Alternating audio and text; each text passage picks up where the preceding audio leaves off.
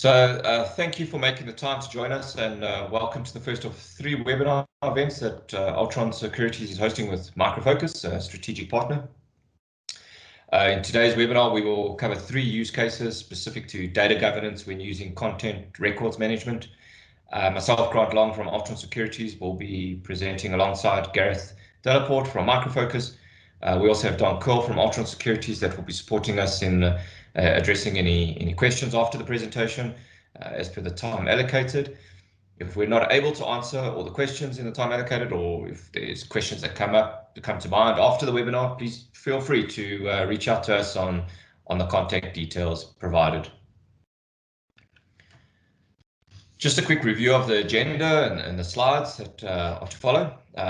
We will discuss myths in the market or things that we've come across. We will look at key data governance principles. We'll then move into the use cases that we've selected to discuss, and ultimately how they support data information governance. In finishing, we will showcase our approach and conclude for the questions and answers. So getting into the detail of the webinar, let's start looking at what the potential myths or items that we've come across in the market. Okay.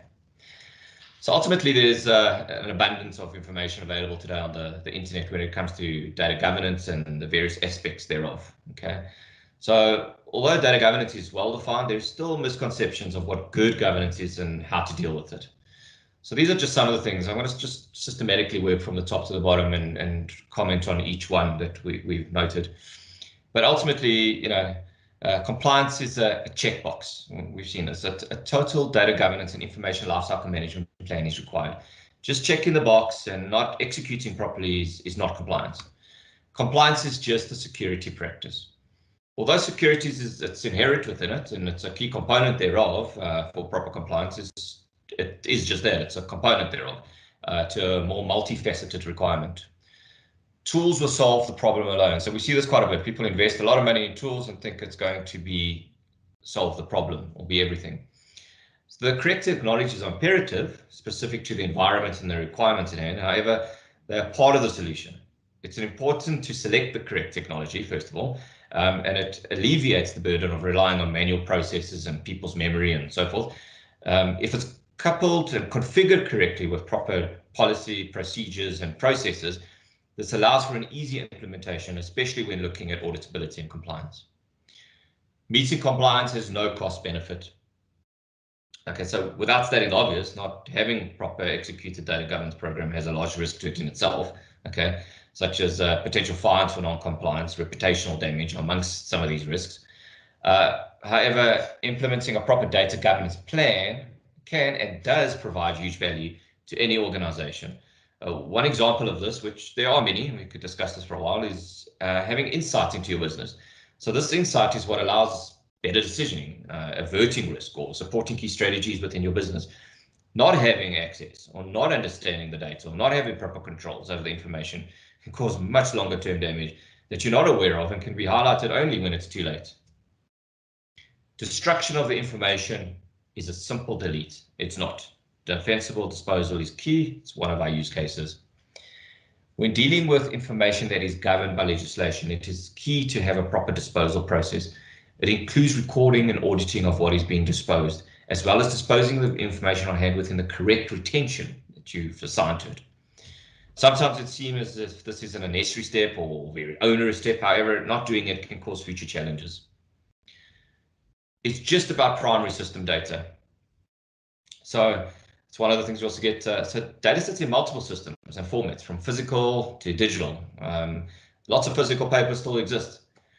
Proper management of all data is key and can be achieved through proper data governance. So the tool sets that support this allows for the execution thereof effectively. Our organization is fine. We'll fly under the radar. Okay, so potentially not exactly the words that are used, but not addressing proper data governance has its risks. Besides not having actual insights and all other benefits that come from proper data management, the potential impact is just not worth it. Second to last, evidence by itself is sufficient. Evidence is key when looking at disposition and usage and the likes.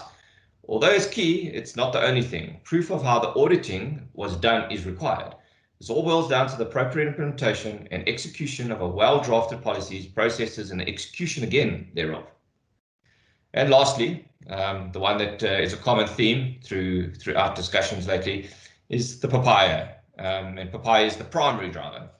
Although papaya has been a discussion point for several years and has gained huge excitement around it since last year in 2020 for various reasons that everybody's aware of, papaya is a key piece of legislation, but it is not the only legislation that needs to be taken into control.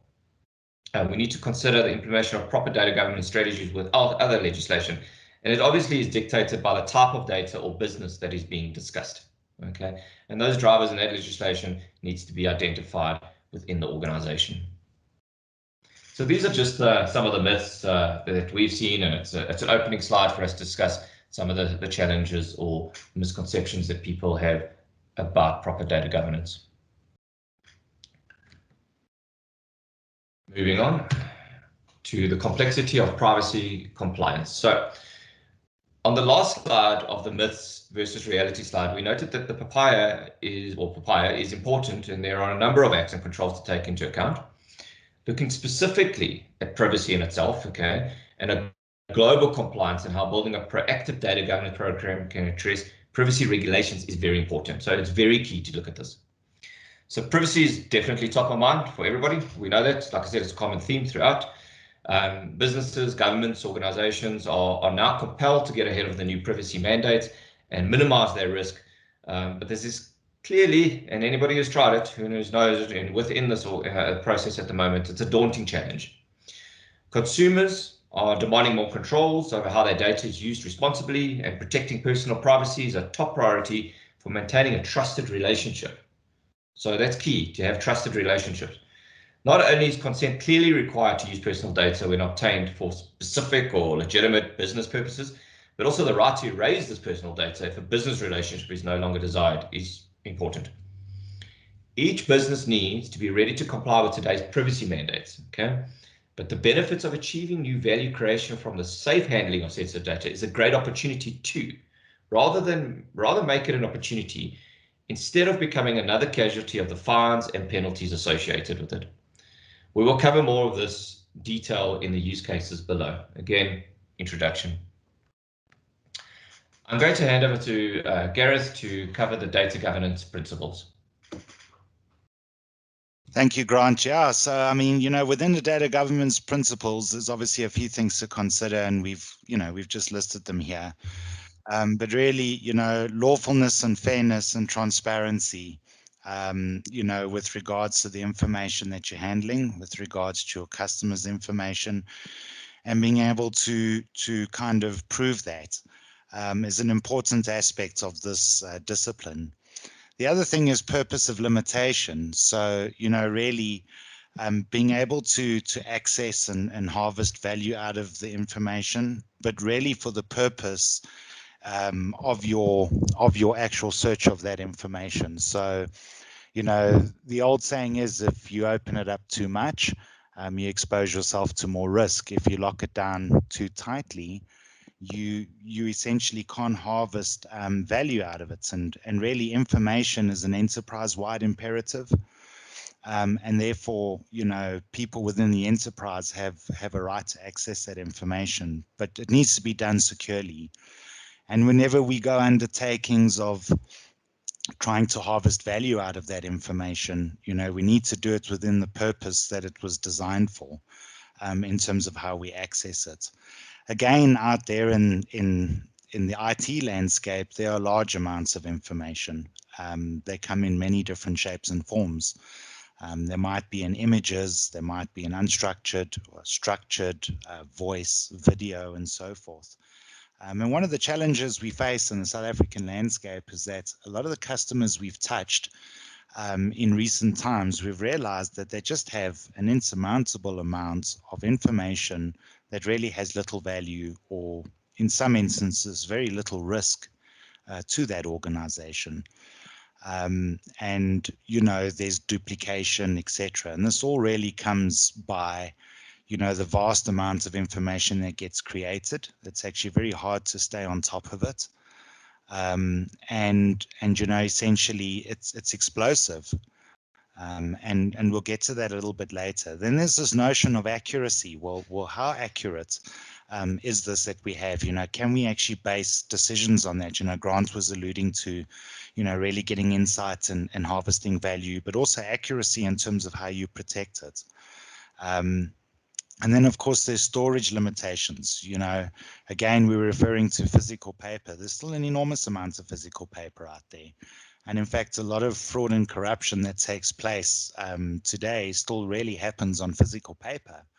So it's about being able to ingest all of that physical paper, you know, index it, understand it, manage it, and essentially get rid of it.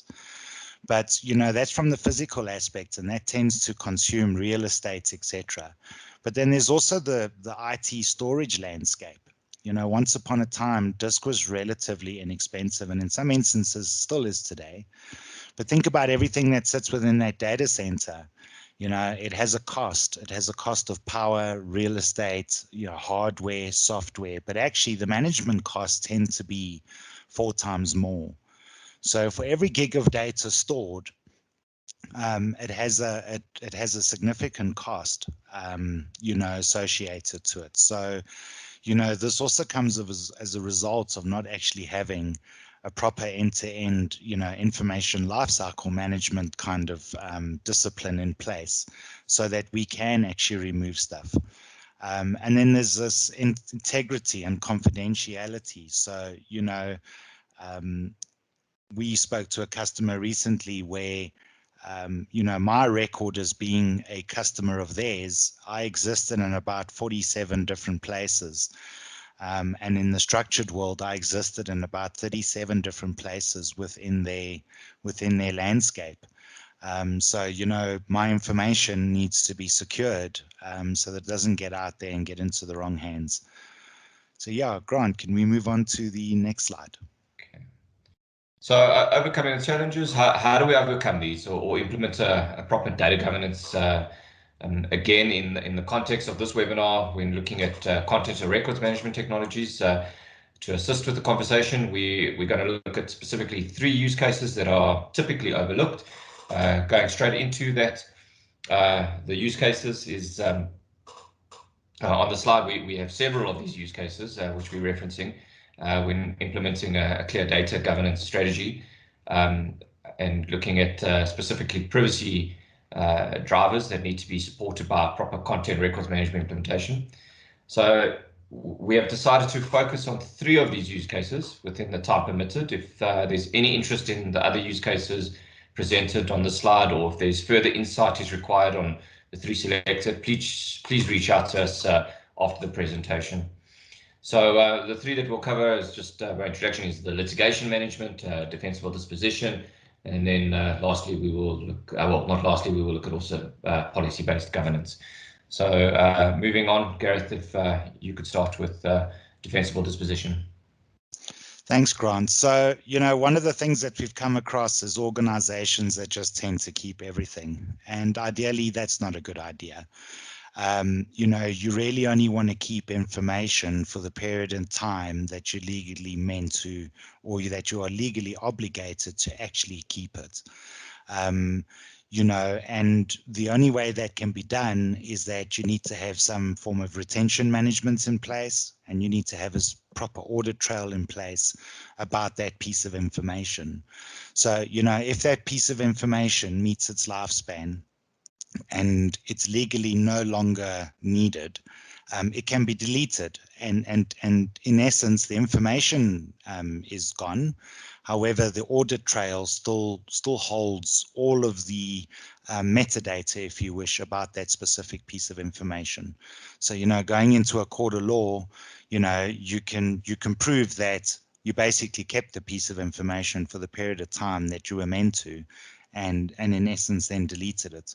But the reverse can also happen. You know, you might be in the middle of a case and that information's met its lifespan. You might want to then put it into legal hold and effectively, you know, keep that information until the court case is done. But But essentially, you know, where this comes from is the fact that data has grown enormously.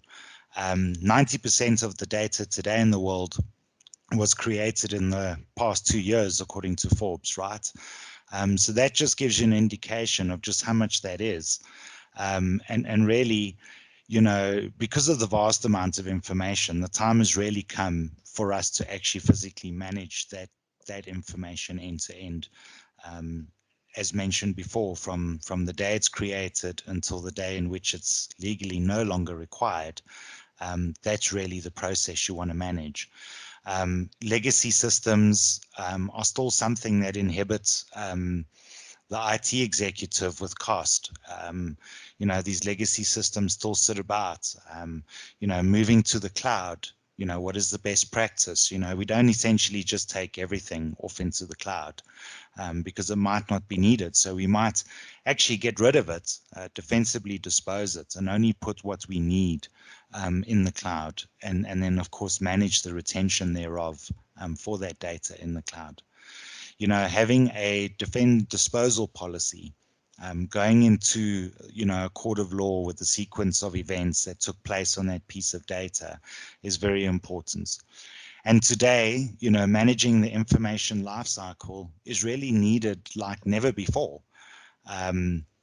There's a huge amount of cost and real estate, power, and all sorts of things that come as a result of us not really managing our information. So the time is here. You know, information is the lifeblood of an organization. It is an enterprise-wide imperative. It is the enabler that helps you deliver a better service and a better touch point to your customer. It is the thing that can put you ahead in terms of market share, profitability, etc., by just having the insights around that. So yeah, so from a defensible disposal, yes, you know, we need to get rid of it. We need to remove it, but it needs to be removed defensively.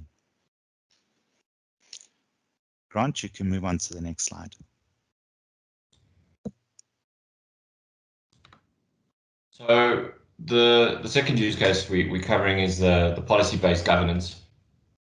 And if I could just start off with information, what information governance is, and it recognizes information as a strategic asset that must be subjected to a high level of coordination and oversight. Okay, so this ensures things like accountability, integrity, preservation, protection of information, and as a discipline aims to treat the task holistically by removing silos and fragmentation, ultimately improving ROI on the technologies and the resources that are needed and used to manage this information.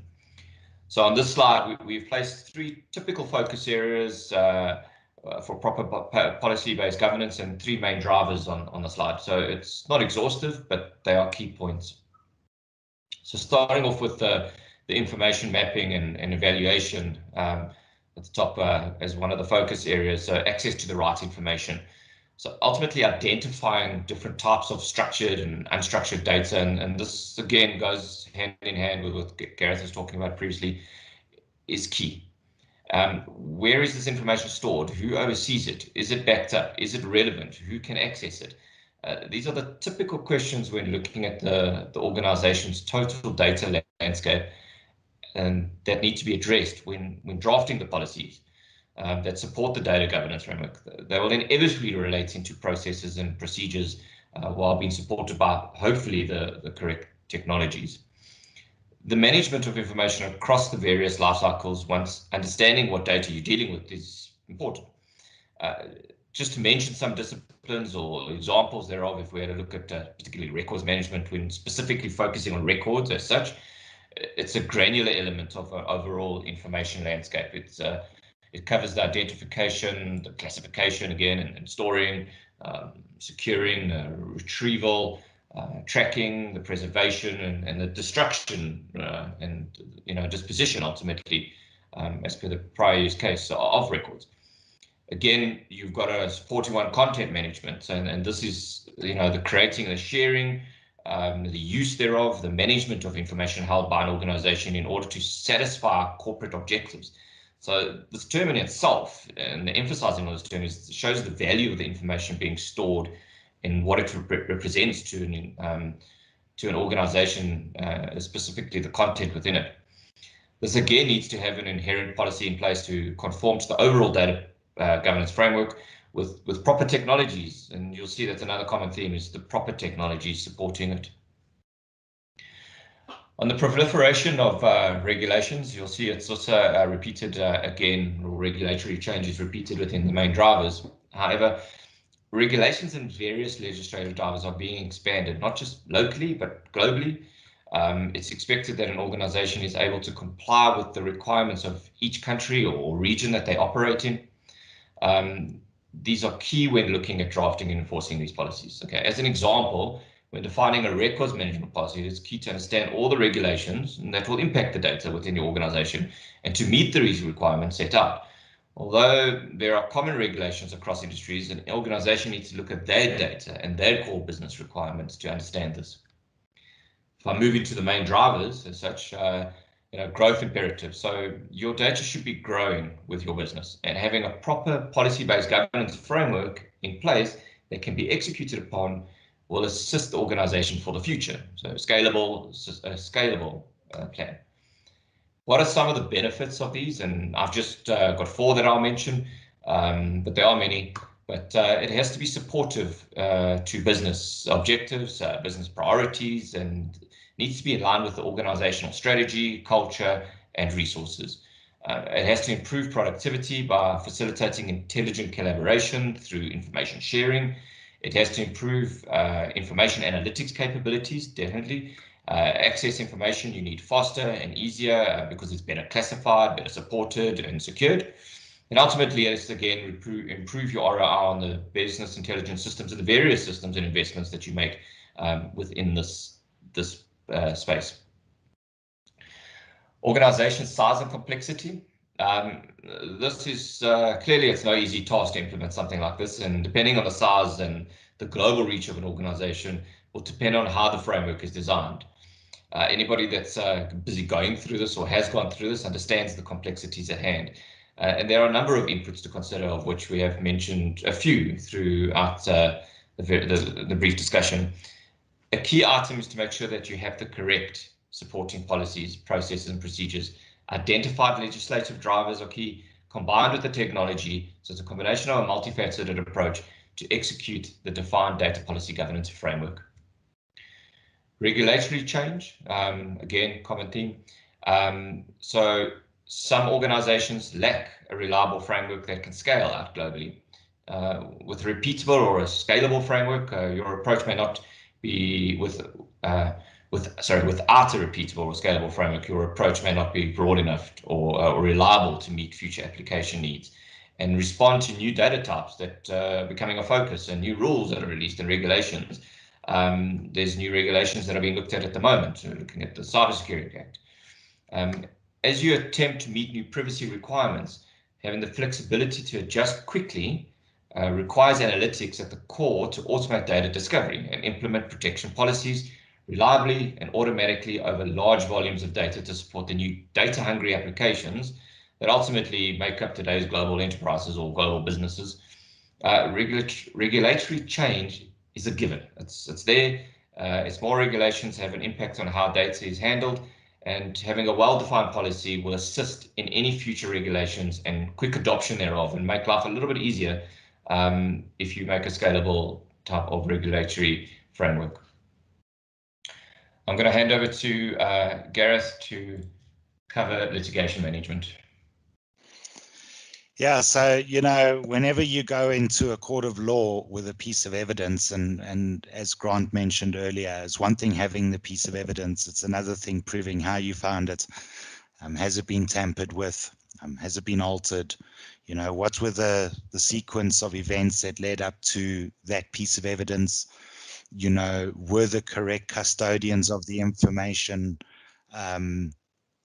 involved in terms of how that piece of information was handled?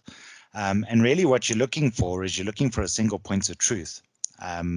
Most times in dispute matters or legal dispute matters, being able to join the dots becomes very insightful. And of course, you have to join these dots across multiple different information sources. As mentioned, there's so many different ways in which we communicate on so many different platforms. So whether it's instant messaging or mail or stuff that sits within structured information or stuff that's being captured in a call center, you need to be able to tie all of these things together. And pretty much because we kind of go about the discipline by touching all of these different information silos, we're then able to help tie together the sequence of events, as an example, that could make up a specific subject. So it's not just about being able to go and discover PII. If you input the correct kind of metadata, if you want to put it like that, into the e-discovery engine we have, you can actually then start searching for how things are related to one another. And sometimes that's also faced with a lot of challenges, right? Because sometimes you get like a load of false positives.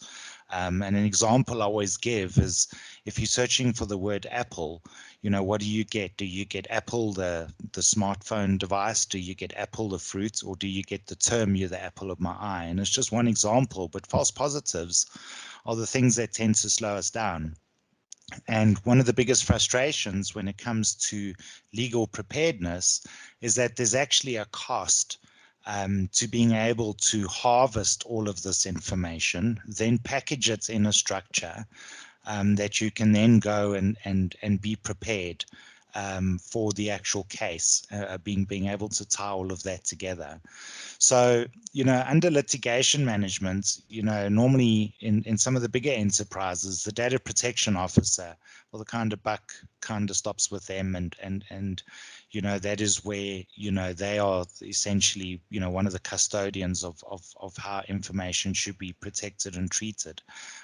Many companies have the benefits of a privacy office where there are multiple stakeholders there, dealing with how information should be dealt with. But really, if you look at these circles here, so the lawless and purpose of limitation is a very important thing. Transparency and consent, data portability and access. As mentioned, customers have a right to their data, but also being able to move that data from where it might reside today to where it might reside tomorrow. And being able to do that in the right way. Data minimization, which I've spoken to a fair amount, but being able to reduce that, ensure and rectification, so the right to rectify. I mean, there are so many instances of information needing to be accessed to be changed, as an example, not just deleted. And in the example I gave earlier about how many places a customer could exist within the enterprise, wouldn't it be nice if you could make those changes, providing you had the read-write access to some of those systems, to be able to go and make those changes? Data protection, so not just about protection in terms of backup, but protection in terms of encryption, protection in terms of if a company documents, electronic document leaves the boundaries of the company, can it be read? Can it be made sense of? So being able to encrypt its source and encrypt the information to protect it is very important. And then what happens in the event of a breach, right? The law kind of prescribes you got 72 hours, but data breach and data breach notification, being proactive, having an understanding about an attack, early or circumventing that attack is obviously the key thing. So being very cautious of what happens when you do actually have a breach and how about you go about handling that specific breach. Thanks, Gareth. And I'm going to hand over to you again for the comprehensive approach. So let's move on to that. No problem. So there's obviously a life cycle, and as mentioned a few times, this is really a discipline. And we kind of see it in these 5 pillars over here. The first thing is that you want to identify where all of this information sits. especially if it's PRI, PCI, PHI type information. You want to understand where it sits physically inside of your IT infrastructure, whether that be in the structured world, the unstructured world, images, voice, video, etc. But you would like to know where that is and have a lot more insight into where that potentially is and kind of put like a risk score behind it. The next thing you want to do is you want to start analyzing it, right? And as mentioned, in a lot of companies that we've seen in the South African context, a lot of their unstructured information specifically was not needed, was large amounts of kind of redundant, obsolete, and trivial. And obviously you want to be able to defensively dispose that early in your undertaking of your discipline, because then you have less data to deal with, and you can focus on where the real value is in terms of getting down to that PRI. So yeah, you need to be able to protect it, as mentioned. So and then of course the governance, right? So tools are really just a vehicle. And in fact, tools make up about 25% of the discipline in its totality. The balance of it comes in people and process and policy. Okay, and policy-based governance. So it's the policies that are the overarching things. The tools and etc. are the enablers to help you get there. Again, in terms of litigation management, I've explained a fair amount of that. And then, of course, you want to act on it, right? So you want to be able to find that sensitive information at the very start, and at the very least, be able to encrypt it. So if it sits in a structured columns and rows database, do some format preserving encryption on it so that it can't be readable internally and externally, and can only, the raw data can only then be accessed by the people who should really be able to access it. And then have some proper breach detection up front and response and reporting around that. And of course, then have breach prevention. Prevention is always better than cure. So have something in place that prevents you from getting breached. So those are pretty much the 5 pillars as we see them. So of course, this is now looking at it from a tool perspective, but this is what we kind of see out there. And Micro Focus are uniquely positioned with a comprehensive set of tools that are seamlessly integrated to help you along this journey. So firstly, what we see is that information is disconnected. It's all over the place, and there tends to be a large volume of it. And, it could exist, as mentioned, in the structured world, the unstructured world, video, voice, etc. There are many different types. And the problem is actually having a single pane of glass kind of view to where all of that PRI might sit across that landscape. The other issue is that sometimes we go about using multiple different tools in order to get the insights we need about where this PRI might actually reside. Now, when you're dealing with a privacy discipline, a subject matter access request gets initiated. Typically, the team dealing with the subject matter access request would like to deal with that discipline from a centralized point, but it makes it very complicated if you start having multiple tools interfacing different types of data sources. It becomes very hard to drive the discipline from a centralized point if you have multiple tools out there in the landscape serving up the information to you. The other issue is scalability. We see this quite a bit.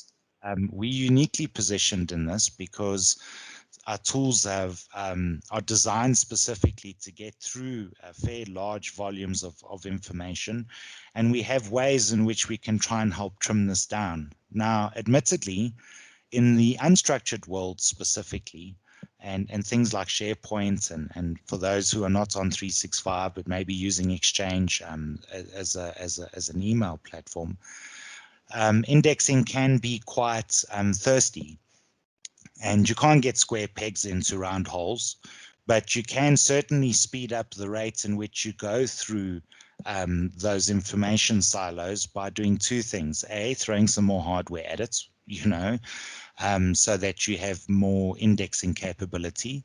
Or B, use some clever tactics like, using some algorithms to reduce false positives, getting rid of the redundant, the obsolete, and the trivial. And this really applies to enterprises who have multi-petabytes of information, right? And false positives become, one of the things that actually slow you down, because it gets quite difficult to get down to the actual information that you need, so that you can actually treat it in the correct manner.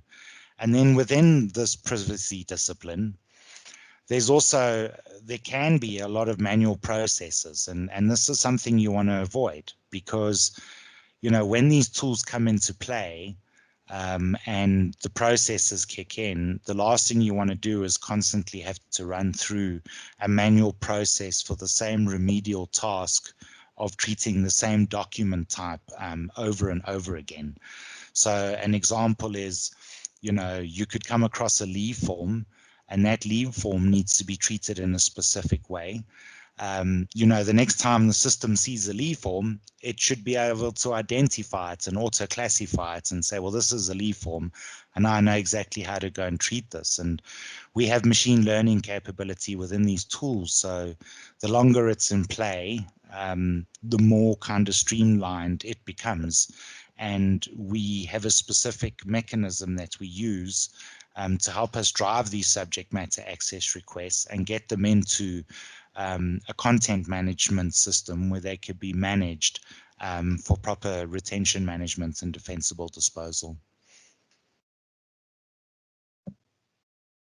So just as a last note on this, and this really again is from a tool perspective, but this is pretty much how Micro Focus deal with this from a kind of framework perspective, from a tool framework perspective. So if you look at the left-hand side, the top block, the first thing you have there is a bunch of unstructured information. Those could be a file share or something that's potentially semi-structured, like a SharePoint repository, etc. And down the bottom there, you've got legacy databases, or you've got databases that this is now data that's sitting in structured columns and rows. So if you're looking at the unstructured data there, we would connect to it, and we would identify, analyze, and categorize and curate it right there at that point. And we have the ability to actually classify that information. Now, a fair amount of that might be redundant, obsolete, and trivial. So we take it right across the top line, and we basically take it straight to the defensible dispose bucket, where we will put an audit trail behind it, and we will basically remove it. The same thing can apply from the structured side, but we could also have a scenario where a customer might decide to retire a database, but are still legally obligated to keep the information for another period of 5 years. We have the ability to subset this columns and rows application and basically cut it into a file and take it into a content management system and apply policy to it and really manage it for its life cycle until the time comes where it needs to be defensively disposed. So right in the middle of this diagram is our enterprise content management tool, and the two tools on the left, dealing with the unstructured and the structured, are really the engines that we use to discover PII, do classification, etc. But ultimately, if you want to manage anything for its life cycle, then it really needs to be managed as per records management best practice or content management best practice. And this is where we can apply policy to that information. We can apply the security levels around who can actually access that, so the authorized access to it, reporting on it. We can physically go into documents and redact out the PII that might actually exist there. This is where we have it classified in accordance, and we manage it in accordance with a file plan. And this ultimately is where we will run the workflow process to dispose of that physical information once it's met its life cycle. So ultimately, content management is really where the governance happens. It's really where we can manage information for that life cycle. And sure, you can find information and you can encrypt it and you can lock it down, and it certainly does go a long way in the event of you having a breach, because it's encrypted, it can't be accessed. But ultimately, you still want to get to that management component, which is around the content management component and retention management and defensible disposal. That ultimately is where it should all end up and be managed in terms of records management best practice. So yeah, thanks, Grant. Thanks, guys. So just a concluding slide, and we'll move into questions and answers. But ultimately, we want to know from you, where are you in your journey? Help you get started if you're at the beginning, or wherever you are in your maturity of this journey. So things to understand your risk awareness. Where is your sensitive data? How is privacy enabled today within your environment? How can you access the sensitive data? Who can access the sensitive data? And what information is potentially at risk? And those are the typical questions, that we want to come and help with. And we've gone through some of the use cases. We've exposed some of the things that we are able to do in the last couple of slides. And I think from a presentation point, there's still a lot that can be discussed. It's a very large subject. But yeah, we thank you for listening to us today about governance by design. And in reality, there is much more to this proper data governance strategy and the successful implementation thereof. We've only touched on a few points today, but we hope it has been helpful and insightful, and we hope to hear from you. If we could move into Q&A.